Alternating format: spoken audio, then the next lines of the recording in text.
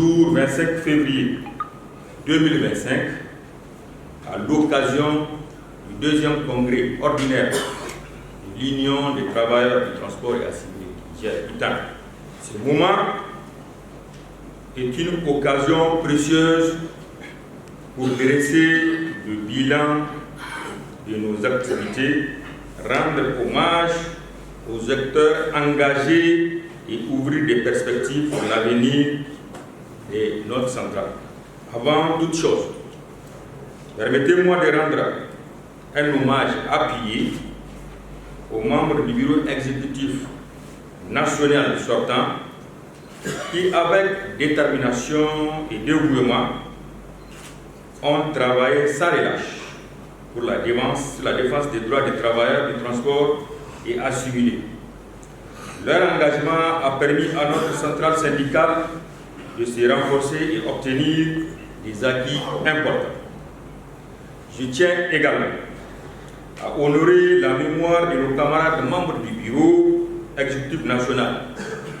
J'ai nommé le camarade Feu Mamoudou Idi et le camarade Feu Ali Banon et tous les camarades des différentes coordinations qui nous ont dévancés.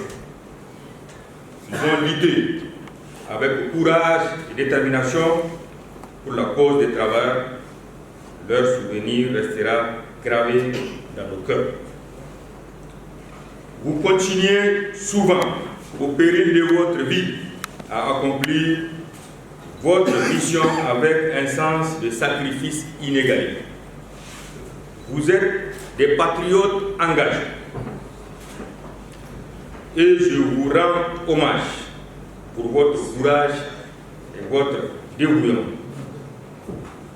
Nous saluons également les efforts du Conseil national pour la sauvegarde de la patrie CNSP et de son gouvernement qui œuvre avec engagement pour restaurer la souveraineté nationale et assurer la refondation du pays. Nous, travailleurs du transport et assimilés, sommes résolument engagés aux côtés des autorités pour accompagner cette dynamique positive. Permettez-moi de rendre un hommage particulier à Madame la ministre de la Fonction publique, du Travail et de l'Emploi, dont l'implication active a permis d'importantes avancées en matière de dialogue social. Son écoute, ses actions concrètes en faveur des travailleurs et son ouverture aux négociations ont rehaussé positivement le niveau du partenariat social entre son département ministériel et les organisations socio-professionnelles des travailleurs. Camarades, notre congrès se tient sous le thème d'une importance capitale. Sécurité, transport et intégration régionale unifiée dans l'espace AES. Quel enjeu pour les travailleurs du transport et les usagers. Ce choix n'est pas fortuit. Le secteur du transport est assimilé et au cœur de l'économie et de la coopération régionale, ainsi que de l'intégration des pays membres de l'Alliance des États du Sahel, AES, mais aussi il ouvre de nouvelles perspectives dans ce contexte de recherche de notre souveraineté. Mais cette intégration pose également des défis majeurs, notamment en matière de sécurité, mais également de protection des travailleurs. L'un des défis majeurs, l'un des défis urgents demeure la sécurité des travailleurs du transport et assimilés, confrontés à l'insécurité routière liée à la dégradation des infrastructures et aux actes de terrorisme et banditisme. Pour ce faire, l'État doit prendre davantage des mesures fortes pour protéger les transporteurs, les usagers et leurs biens. notamment par le renforcement des dispositifs sécuritaires d'escorte le long des axes sensibles. Améliorer les infrastructures routières pour garantir des conditions de travail décentes. Un encadrement strict des postes de contrôle afin de limiter les tracasseries routières. Une meilleure régulation des conditions de travail des conducteurs pour assurer leur sécurité et celle des passagers. Quant à l'intégration économique entre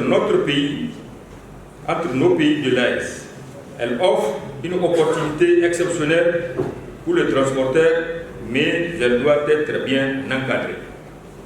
C'est pourquoi l'ITAN appelle à l'harmonisation des législations et des taxes entre les pays de l'AES pour faciliter la libre circulation des personnes et des biens. Camarades, nous avons des devoirs vis-à-vis de notre centrale syndicale et de notre pays. De notre pays et du processus de refondation nationale engagé par le CNSP.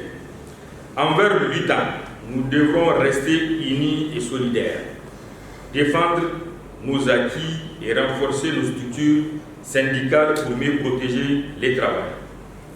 Nous devons aussi œuvrer pour le renforcement de la coopération syndicale entre les travailleurs du transport du pays de l'AES afin de mieux défendre leurs droits et intérêts. Envers le pays, nous devrons faire preuve de patriotisme et de civisme en respectant les lois et règlements et aussi et surtout contribuer sans relâche par notre travail à la stabilité nationale. Envers la refondation,